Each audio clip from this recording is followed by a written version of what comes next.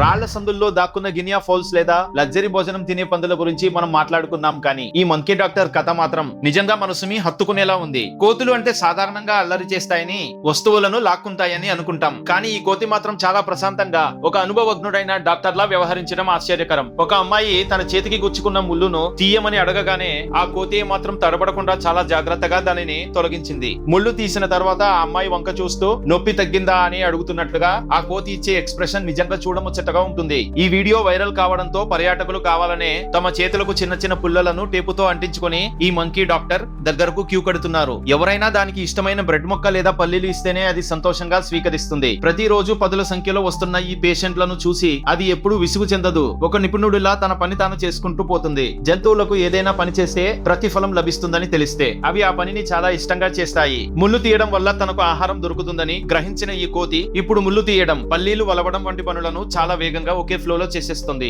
ఇది దాని తెలివితేటలకు నిదర్శనం.